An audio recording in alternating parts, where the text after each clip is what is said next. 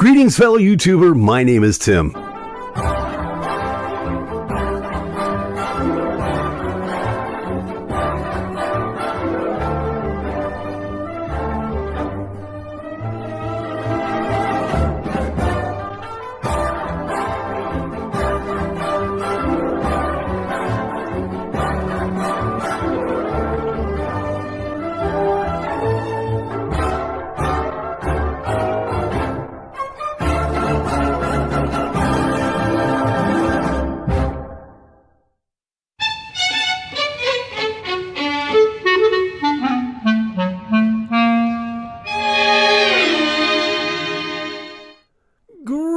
Fellow YouTuber, my name is Tim. Welcome once again to the favorite of the internet every Friday night, that raging dumpster fire we like to call GainerWorld Live. My name is Tim Gainer. Thank you so much for joining me. I certainly do appreciate it as we wander once again through this little slop pile of stuff that we do for an hour every Friday night. There's really no explanation for what we do around here because there's no reason for us to be around here. No, seriously. It's one of those shows that really we don't kind of do a whole lot of anything. If you're looking for hard-hitting entertainment, if you're looking for laughs, well, we've got a few of those. We've got, we just kind of hang out for an hour and we talk about things, and we've got stories, and we've got a guitar nearby and all kinds of fun stuff like that. Actually we will interact with you. That's right, you. No, not you. We don't want to. You. That's right. We will interact with you right over here on the chat. If you're watching live and you're used to that, lumbar strain of having to stretch way over here because, that's where the chat is. No, we bring the chat to you right there. Okay. In fact, Amu City Games has popped in already, and he has shown us that he knows how to use the chat because he says, "Why am I wasting my Friday evening here?" Oh yeah, I need to know who died. Well, among other things, there's that, and there's other little things that we talk about as well. So if you're new to this little clam bake, by all means, pop on in, say hi to us. We certainly do appreciate it. All the people that have the tendency to have their intelligence insulted at a time like this. And as a matter of fact, if you'll see more, Elena Morris has popped in. Elena, howdy, hey, and that tells me also the Danimal. Oh, yeah, he's in there as well, so that's not an issue. Always glad to see you guys around. Thank you so very much. And the Danimal, okay, wait a minute. This just in, okay, wait a minute. No. Hold it. We've got a bulletin, okay? No, not good. What do you mean the Danimal is not here? There's no sense in even doing the show now. There really isn't. That's it, Elena. Just thanks. Thanks for just destroying my spirit like that. Anyway, where is the Danimal? That's what I need to know. So now, do we have to start a "Where's Danimal" thing? There is no. That's right. Even Amu City is saying there is no Danimal, only Zool. And we won't even get into whether or not Elena is the gatekeeper. But anyway, you have no idea. Drama. Oh, okay. Drama for the last 2 weeks since he went to North Carolina. Okay, we'll get into that another time. But that's okay. So yeah, this is the kind of thing that we do. We just kind of talk with each other, and we talk about things that are going on in the news. And if you're especially good and especially kind, and you treat the host real nice, there's a guitar right over here that we'll be utilizing a little bit later on. So we'll be doing that. But in the meantime, who am I to say what is right or wrong? Because Amu City wants to know what it is that happened in the last week. And who am I to say differently? It's time for the Deadpool. Let's get into it, gang. What do you say? Come on.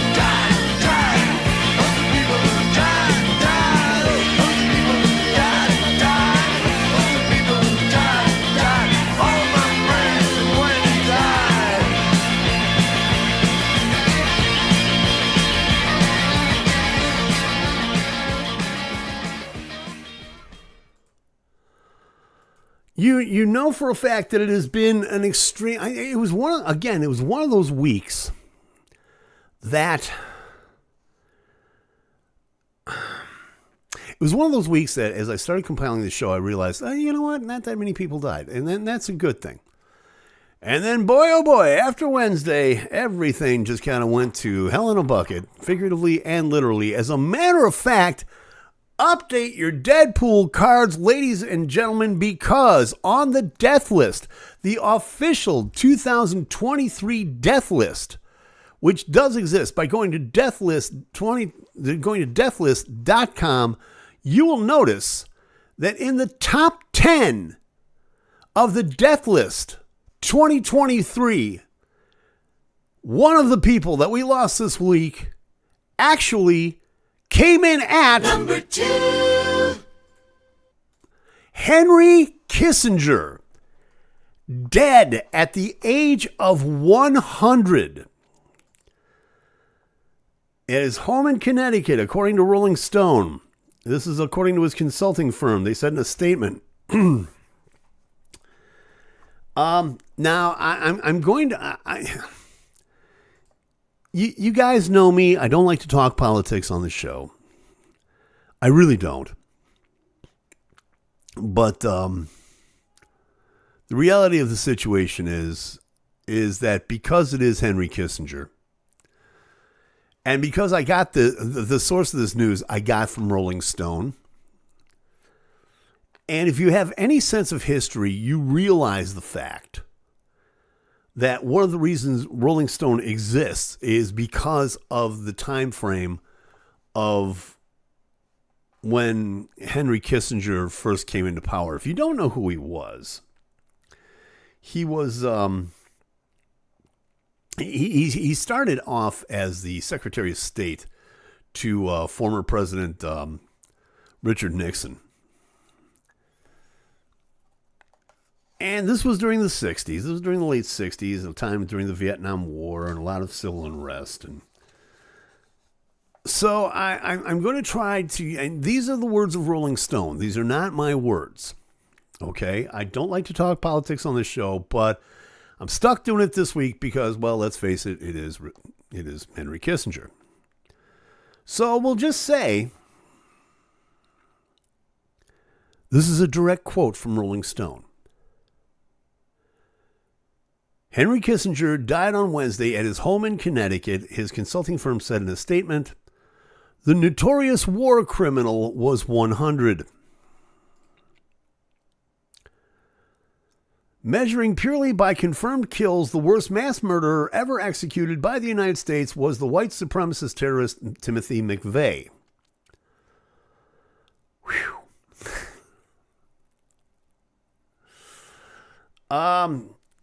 Kissinger's ascent occurred through an obscenity at the time cannot diminish. In 1968, he agreed to peace negotiations. Lyndon Johnson agreed to peace negotiations with the North Vietnamese in tacit recognition of the nightmare he, building on the works of his two immediate predecessors, brought to life in Vietnam. Kissinger, an influential Cold War defense intellectual at Harvard, had access to members in the diplomatic delegation to the Paris peace talks. He used it to feed information from the negotiations to Richard Nixon's presidential campaign, a campaign whose defeated GOP rival, Nelson Rockefeller, Kissinger advised. And despite Kissinger's close political ties to the co-chair around Hubert Humphrey, Nixon's Democratic rival. It keeps going like this and going like this and going like this. But the bottom line was that Henry Kissinger, while he was Secretary of State to Richard Nixon, oh, and by the way, he was also Secretary of State to George Bush. The man did a lot of things. Well, let me put it to you this way. The man was heavily into the whole war machine, okay? I mean, we're talking Cambodia, we're talking Laos, we're talking a lot of different things. And I'm not, like I said, I don't like to talk politics on the show. But was Henry Kissinger a liked guy? That depends upon your definition of like. And I will simply end it with this by simply saying former Secretary of State Henry Kissinger is gone at the age of 100. And I'm going to leave it at that. That was on Wednesday. Today we come to find out, that is to say yesterday, I'm sorry to say, we then find out, moving a little closer to home here, Shane MacGowan. If you don't know that name, you sure have heard his music, and you do know about his band if you know anything about modern music at all. He was the singer-songwriter best known as the frontman for the Pogues. The Celtic punk band? Yeah. Back in the 80s. He also wrote possibly one of the best modern-day Christmas songs ever, Fairy Tale of New York. That perennial seasonal favorite. He passed away yesterday at the age of 65. His wife, this is according to Variety, MacGowan's wife, Victoria May Clark, announced that news via his Instagram account. He was diagnosed with encephalitis in 2022, which in case you don't know, that's an inflammation of the brain. He'd been hospitalized for it recently. The Post just read, and I'll just quote here again from Variety. I don't know how to say this, so I'm just going to say it. Shane, who will always be the light that I hold before me and the measure of my dreams and the love of my life and the most beautiful soul and beautiful angel and the sun and the moon and the start and the end of everything that I hold dear, has gone to be with Jesus and Mary and his beautiful mother Therese. I'm blessed beyond words to have met him and to have loved him and to have been so endlessly and unconditionally loved by him, and have had so many years of life and love and joy and fun and laughter and so many adventures. There's no way to describe the loss that I'm feeling for the longing of just one more of his smiles that lit up my world. Yeah, okay. And even Amu City is saying, yeah, okay. He was a stunning example of dental care. Yeah. Well, he was Irish. I can say that I'm Irish. Don't even start with the emails. I'm blessed beyond words to have met him and loved him and been so endlessly. We went through all that, so many adventures. There's no way to describe the loss that I'm feeling, the longing for just one more of his smiles that lit the world. Thank you, thank you, thank you, thank you for your presence in this world. You made it so very bright, and you gave so much joy to so many people with your heart and your soul and your music. You'll live in my heart forever. Yeah, now you have to know, if you're not aware of it, and you look at this picture and you go, my God, what the hell is going on here? This is back in the late 70s. When he was in a band. The UK punk movement had just started gathering steam. And he found these people, and they became a fixture on that scene. And during that, in 76, he gained unintentional fame when a woman bit off a chunk of his ear at a Clash concert. I never knew that one. I hadn't heard that story. A New Musical Express photographer caught the bloody smiling MacGowan afterward and printed the photo with the caption, "Cannibalism at Clash Gig." Yeah. So he formed the Pogues in the late 70s. Toured with the Clash up until around 1984, as a matter of fact. And they attracted the attention of Elvis Costello, who produced Rum, Sodomy, and the Lash in 1985. And they did a cover of Ewan McCall's Dirty Old Town that charted pretty high. Got top 20 in the UK album charts. But and he kept going from there. He was really, really one of the real pioneers of the punk movement. But it really was. How can I say this? It was Fairy Tale of New York that really, really, really, I think, put him on the map, at least here in the States anyway. He did this duet with Christy McCall, Fairy Tale of New York. It's still their most enduring song as far as I'm concerned. And It has all your typical lewd Irish insults, all the punk bravado, and all the romanticism. It hit number 2 in the British charts and made it to the top 20 here in the States for a little while. And it was fun. In 2004, get this. In 2004, British TV poll voted it the best Christmas song of all time, second only to White Christmas. So that'll give you an idea of just how enduring this song really is. But of course, there was the whole thing that he did with Saturday Night Live. He was starting to partake a little too much. If you remember his 1990 Saturday Night Live performance, he's drinking on camera, holding onto a cigarette, can barely stay upright. But, so the band threw him out in 1991. And with that, he went on to quite an impressive solo career as well. He started his own band, The Popes, did some work with Sinead O'Connor, worked with Jesus and Mary Chain, worked with Nick Cave, did a charity cover of Lou Reed's Perfect Day. So by the late 90s, as you can see here, he didn't look real good. And in 2001, he was reported to the police for drug possession for his heroin use. So yeah, it's a real shame. It's a real shame. We lost one of the greats, and there's no two ways around that one. Shane MacGowan of the Pogues, one of the great punk pioneers, gone at the age of 65. We shall not see his likes again for quite some time.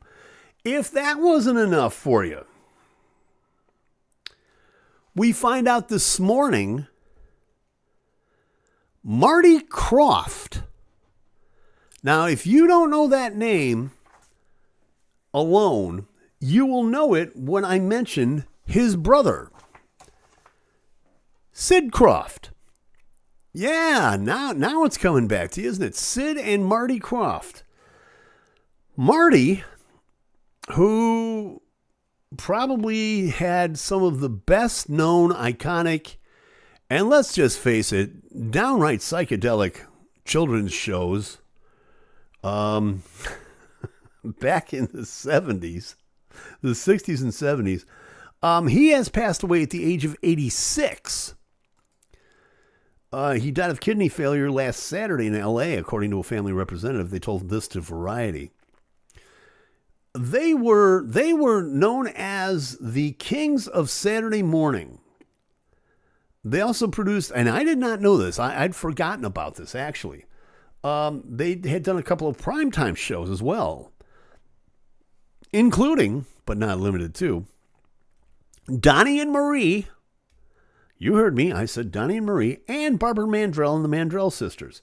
That's right, two of those great summer repeats out there in the 70s.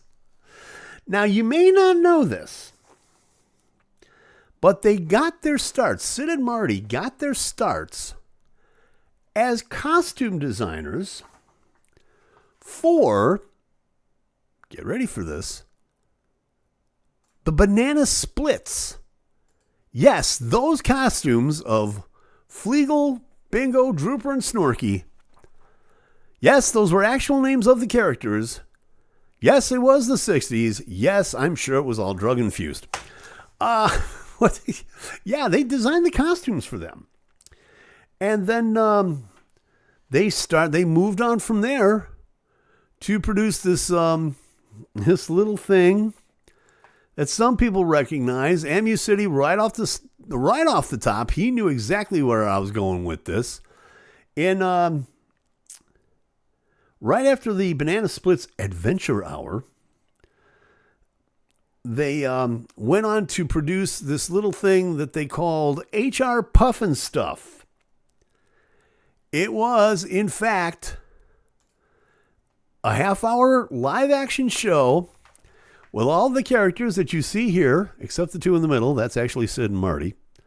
Although I can understand if you I can understand if you maybe put them in with one of the characters. It was a live-action program about a boy played by British actor and 60s heartthrob Jack Wilde, seen here on your right, along with Puff and Stuff, and a younger Sid and Marty, by the way. And it was about a fantastic land with a dragon for a friend, who of course was Puff and Stuff, and the ever evil Witchy Pooh. That's right, remember her? Yeah, the great Billy Hayes did that particular character. It was conceptualized following the interactions between human actors in colorful, oversized costumes, and life-size puppets with enormous heads. I repeat, it was the 60s. They operated a production outpost out of the San Fernando Valley. They built the sets, props, they designed the costumes, everything that you can possibly think of, Sid and Marty did together. They also had a few other shows, but here's something for you to think about. In 2007, TV Guide named HR Puff and Stuff number 27 on its list of the top cult shows ever. And I understand why. Later on in their career, after that show went off the air in 72, they came up with a couple of other shows. Okay, let's play some trivia, kids. How about this one? Remember Sigmund and the Sea Monsters? Yeah. Oh, and if that's not enough for you, how about another one from the mid-70s? The Bugaloos. Yeah, all of these are Sid and Marty Krofft creations, for lack of a better term. It got so that in the 80s, there was there was a syndication in the early 80s of the Krofft Superstars package that ran Saturday mornings on CBS in 1985. They tried to remake a series. They tried to remake that series in 1991 for ABC, but and with Timothy Bottoms, and that didn't go real good. But and also, if you might remember, back I don't know why, but later on, I guess earlier this year, there was a repeat of the Banana Splits, and let's just say it went in the way of Winnie the Pooh. All right, we'll just kind of put it that way. But yeah, I mean, wow. In fact, in 1976, if this isn't enough for you, the Krofts were asked to develop an amusement park in downtown Atlanta. And it turned out that the World of Sid and Marty Krofft was one of the world's first indoor amusement parks. But because it was just a sign of the times and attendance was poor. So long story short, it closed after 6 months. That building, by the way, a little piece of fun trivia for you, that is now the CNN Center and is the current headquarters for CNN. So I guess you could say that Sid and Marty Krofft are also responsible for CNN. Yeah, no, that's not happening. Yeah, really sad day for kids of all ages, unfortunately. Marty Krofft, gone at the age of 86. And that's enough that we need for 1 week. That's the Deadpool for this week, y'all.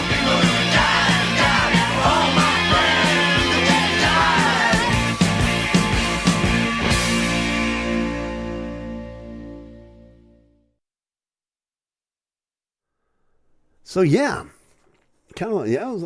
It was one of those weeks where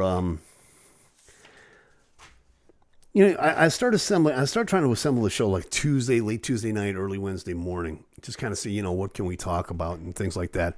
And when, it's been kind of slow here in the old Deadpool reigns.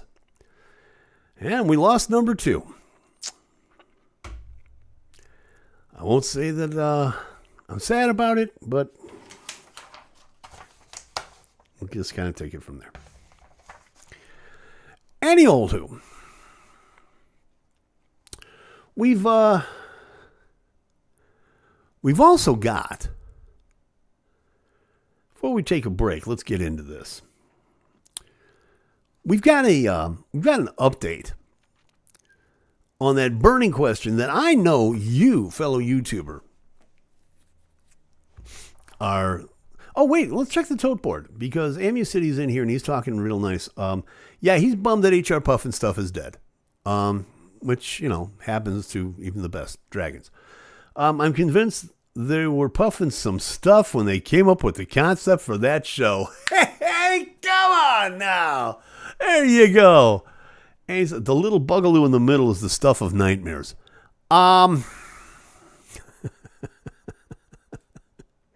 Yeah, okay, you're going to tell me this isn't? Is that what you're going to try to tell me? Yeah. But, I was not a fan of the Bugaloos. It was like they tried to take, it was the whole, 70s. They were trying to recreate the Banana Splits, and the Banana Splits were all part of the Monkees thing, and the Monkees were part of the Beatles thing. So it's like, I wasn't really into them, The witch is just a hurtful stereotype.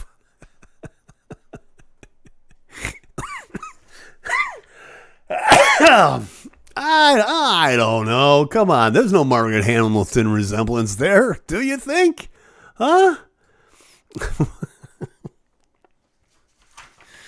Yeah.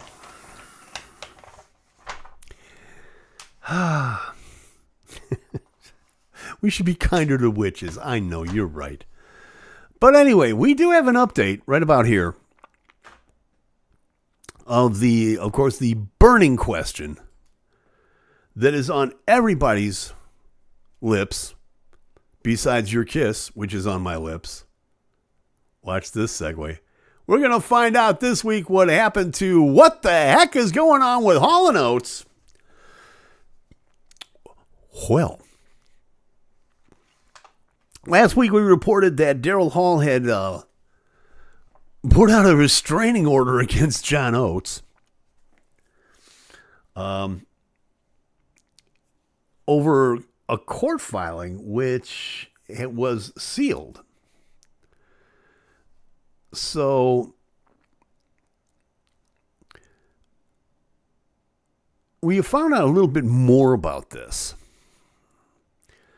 And apparently, according to Billboard, it turns out that the judge in Nashville, who is overseeing this lawsuit between Daryl and John, we have an update. Apparently, what happened was Daryl was stopping John from selling his share of the band's joint venture to Primary Wave. And as of yesterday, that judge has ruled that he cannot sell this until a private arbitrator hears the case.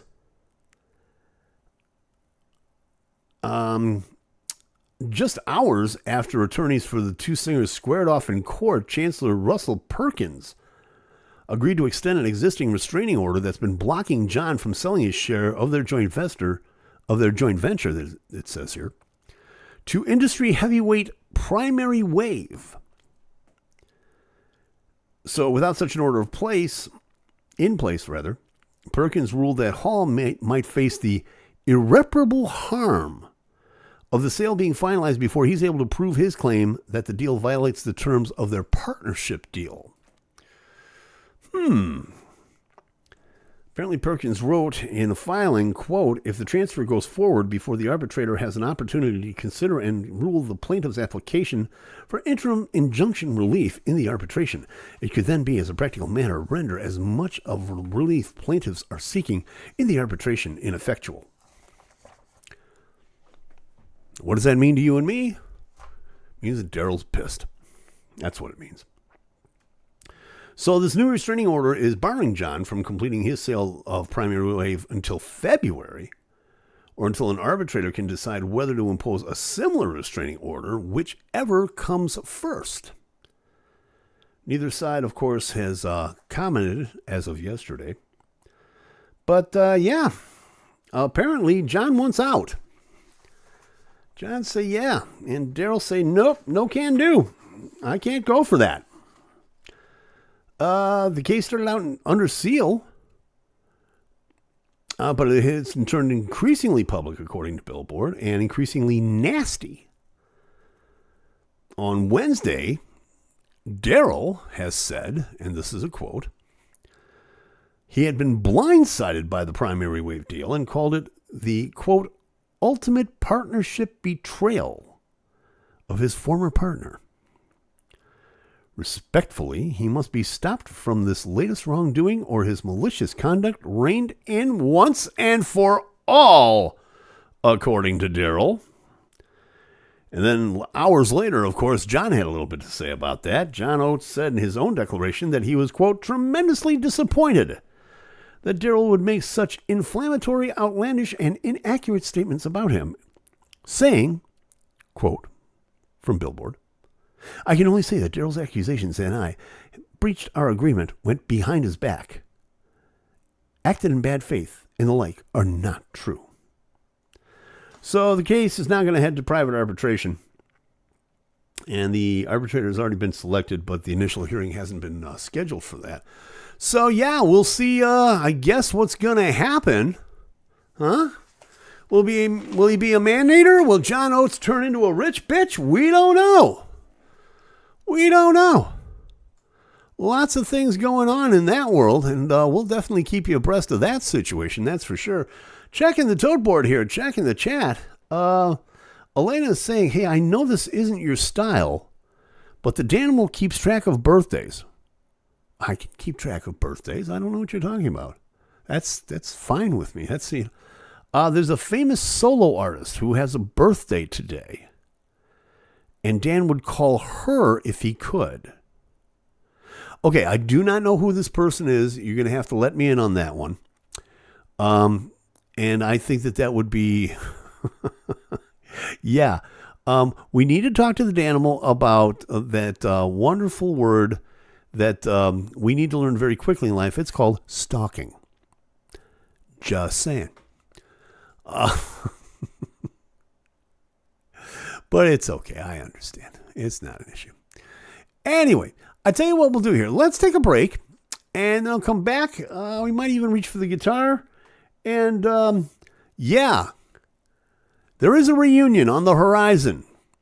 And it's one I think you're going to want to hear about. Stick around. We're going to talk about it a little bit.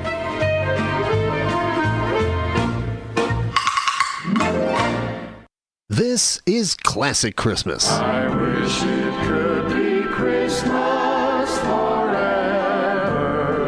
It's the most wonderful time of the year. Here comes Susie Snowflake dressed in a snow white gown. Playing your all-time holiday favorites restored from the original vinyl releases. This is Classic Christmas.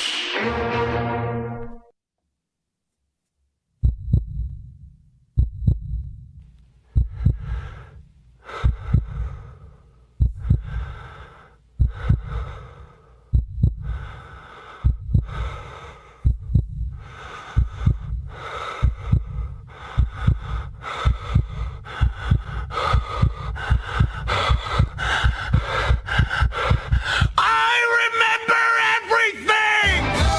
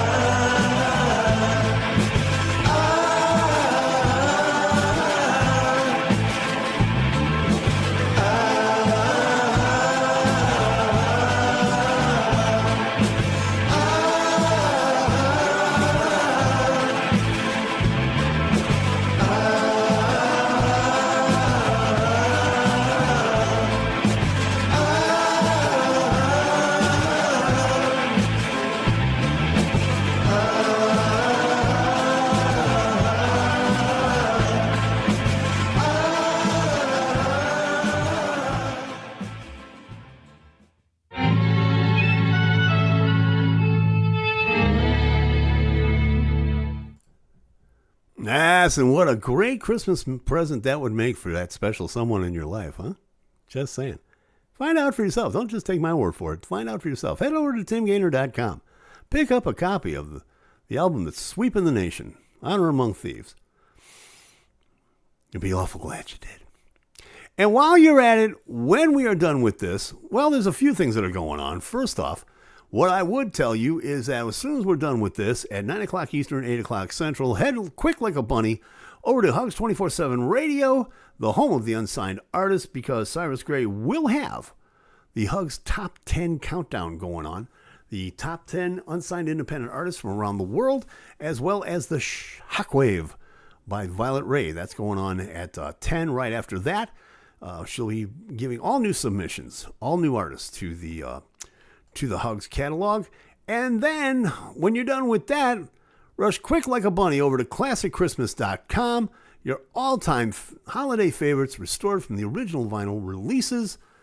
That, if you like your old school holidays, we got the thing for you. That's going on now until Christmas Day. So a lot of listening, a lot of online stuff for you to do over the holidays. Alrighty then. Let's see. Ziggy's saying, I've got a signed copy of Honor Among Thieves. Great keepsake. Yes, it is. And makes for a dandy candy dish if you melt it down right. MUC is saying, oh, he has the guitar. I nominated Fool Around and Fell in Love by Elvin Bishop. You are a sick man.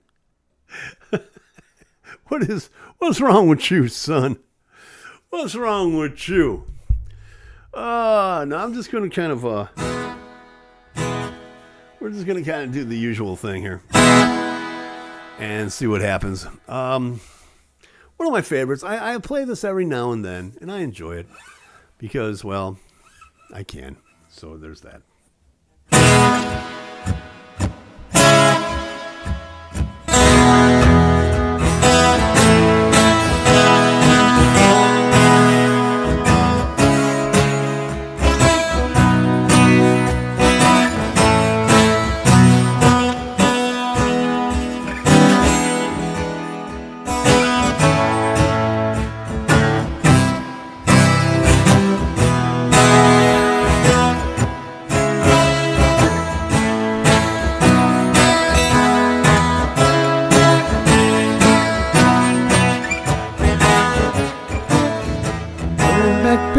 Can't you hear me crying that I need you now? Come back, baby, dear, I'm dying. Let me show you how.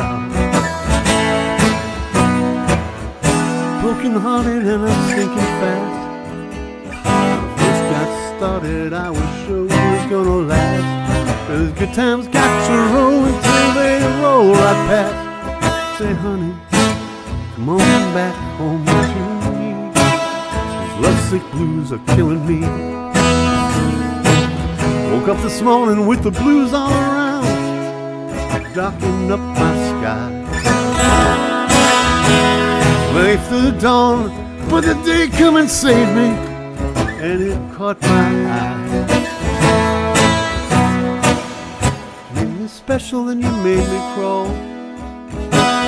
Around your heart you built a stone cold wall. So you got to love a girl until you love them all. Say, honey, come on back home to me. These lovesick blues are killing me.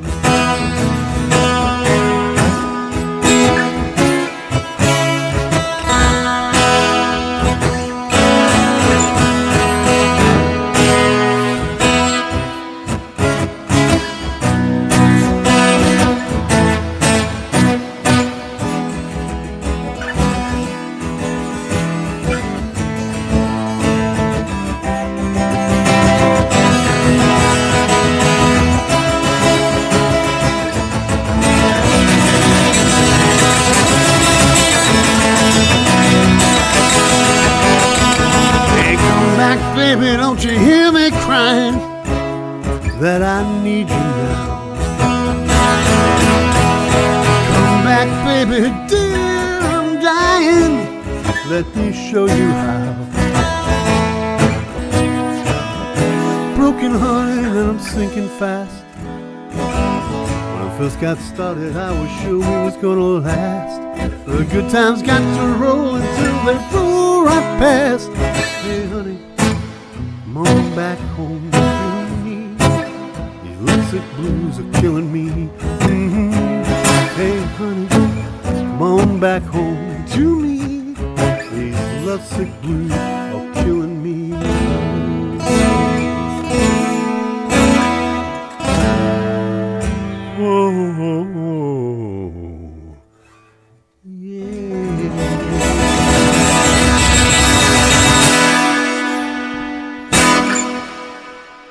There we go. That was something we haven't done in a whole long time. Alrighty then. I haven't played that in a while. I think I should record that. I don't know. Think about that every now and then. I should record a version of that or not. It's actually a Bob Gibson song. That's why I talk about covers of that particular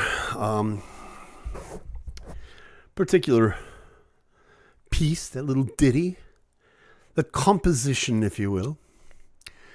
Let's see here. Go back to the birthdays. Hey, go back to the birthdays. You can't tell me what to do. Be like that. The CO with your nephew. All right. The sister from the CO. Okay. All right. This week she's in Colorado. Why not? And Noreen Henry popping by. Hey, Noreen, how you doing? Glad you came by to hear me sing. I appreciate it. I appreciate when you do that kind of thing. Thank you very much. Okay, so I'm going back to the birthdays. Talk to me about birthdays, Elena. I will gladly talk about birthdays with anybody. One thing we do need to talk about,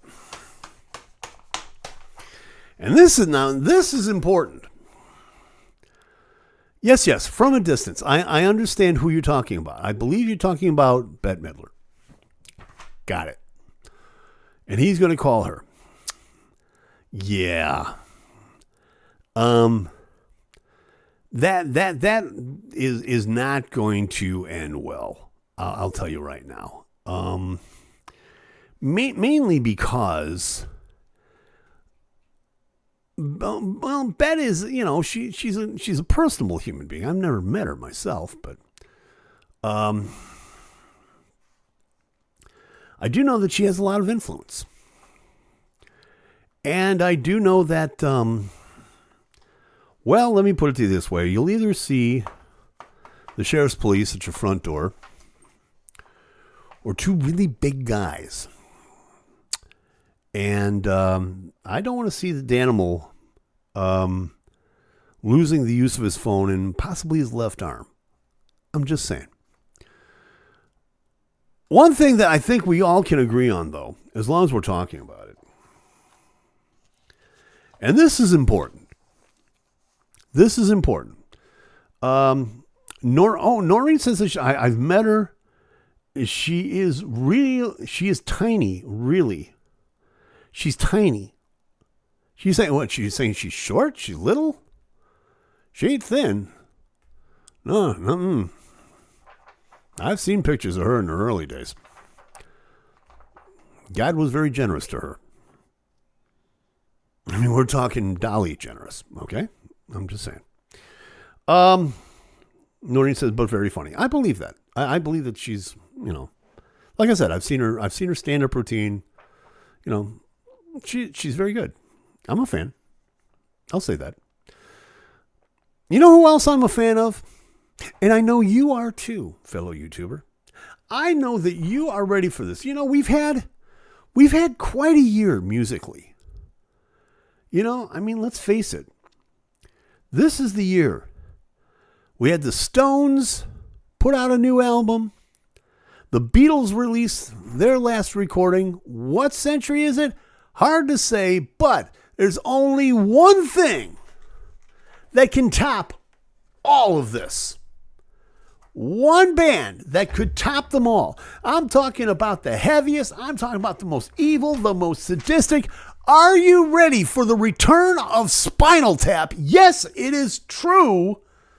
Yes, it is true, fellow YouTuber.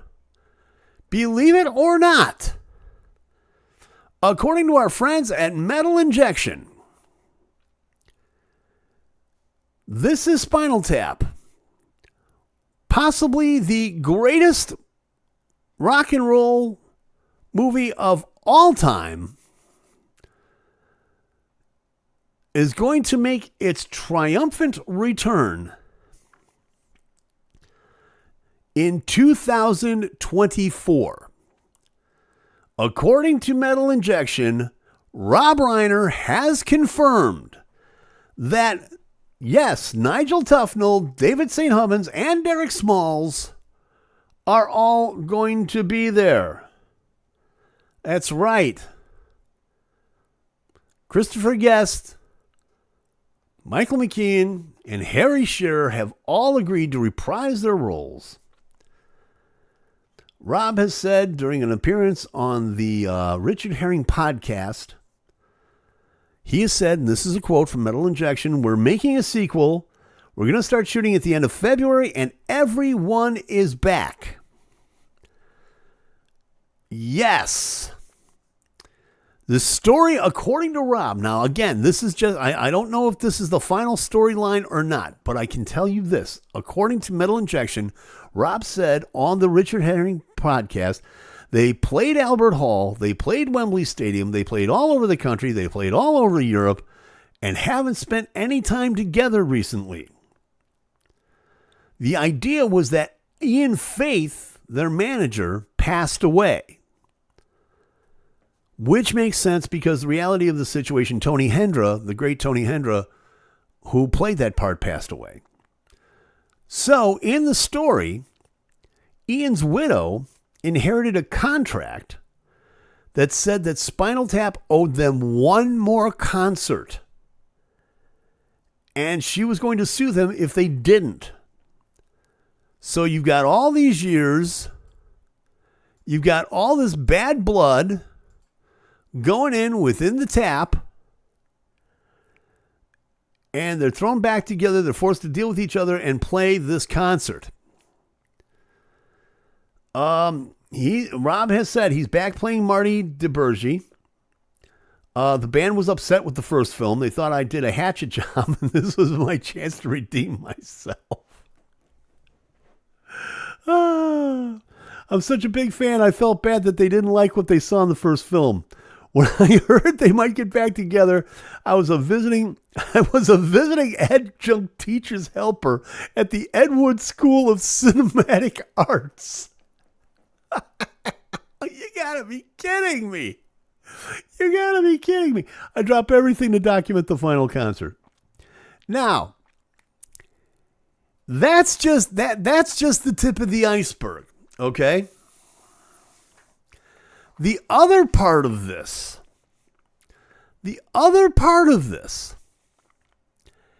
is that not just the fact that, the original guys are getting back together, but now there is talk, and apparently this is serious talk, that there are people going to be in the sequel. Are you ready for this? During the interview, Rob disclosed that shooting for Spinal Tap is going to begin in February, but there's going to be some cameos in the likes of Paul McCartney, Elton John, and Garth Brooks. They're all set to appear in the sequel. This is going to be good. I don't care what you tell me. This is going to be good. Okay? So get ready for it. Yeah. If you love the first one, and how could you not? It's one of the funniest movies ever made, especially if you're into rock bands. Of course, there is the Of course, there is the great soundtrack, the great hits that Spinal Tap gave us. Of course, I'm going to rock tonight. I'm going to rock you tonight. Hellhole, Big Bottoms, Give Me Some Money. Of course, the perennial holiday favorite, Christmas with the Devil.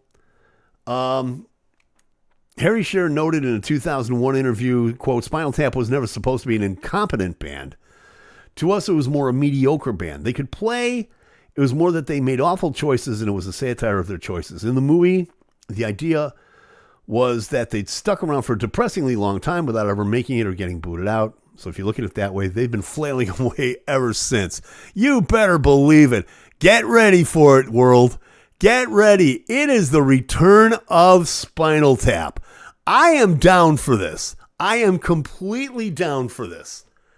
And I hope you are too. And if you've never seen the movie, go out now before the new one is made. Go out and watch it. It is probably some of the funniest stuff. Some of it may be kind of dated by today's standards, but it's still some really funny stuff, especially if you know anything about the music industry at all. Taking a look real fast at the tote board. Cyrus Gray, just before he jumps in with the Hugs Top 10 Countdown, pops in and says, if one of them don't die, then again, AI has really come a long way. Yeah. I just feel sad. I just feel bad for who they pick as the drummer. I was thinking about auditioning, but then my insurance agent called and went, yeah, no. He must have been hiding out in the Sweet Town Pine Tree Academy with whatever. Wow, no Dolly Parton. Yeah, I know. Would you want Dolly in the Cowboys cheerleader outfit, though, in a Spinal Tap movie? I don't know. Well, let's face it, they're looking like this these days, so I'm sure Dolly would be a huge plus. So yeah, there's that. But in any rate, there is one more thing. I don't know if I have the time to do this, but I just want to touch on it because this is something I've wanted to talk about for the last couple of weeks, but the news has been such that I haven't had a chance to really talk about it.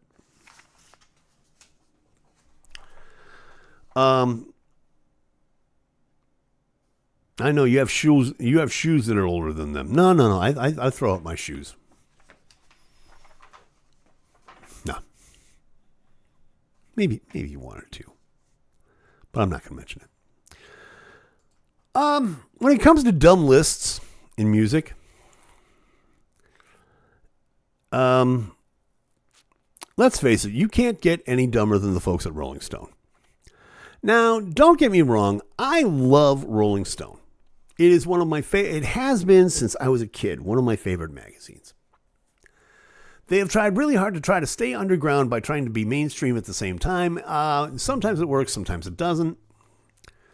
But every once in a while, they maintain, they stay true to their rock and roll roots. And they come up every once in a while with these weird little lists.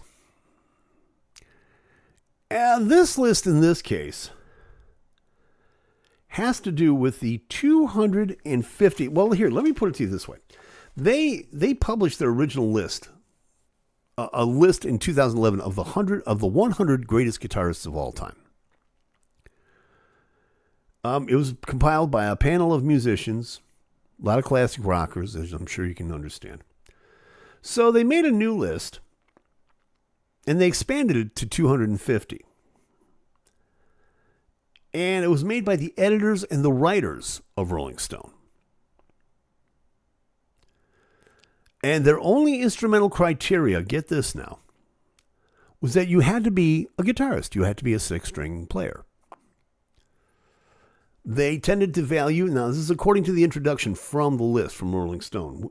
In the making of the list, we tended to value heaviness over tastiness, feel over polish, invention over refinement, risk takers and originators more than technicians. Which I get. Innovators, I'm all about. And they tended to give an edge to artists who channeled whatever gifts God gave them into great songs and game-changing albums, not just impressive playing. So this is the top 10 of the 250 greatest guitarists according to the writers and the editors of Rolling Stone. Join me and see if you'll agree, won't you? Number 10, Duane Allman. Now, I got to admit that there are very few slide players, very few, that could match what Duane Allman could do in a very short period of time. He was amazing. So he deserves to be on that list, I guarantee. This is where it falls off the tracks, right away. Number 9, Joni Mitchell. Huh? I loved her writing, loved her early stuff. Is she an influential guitarist?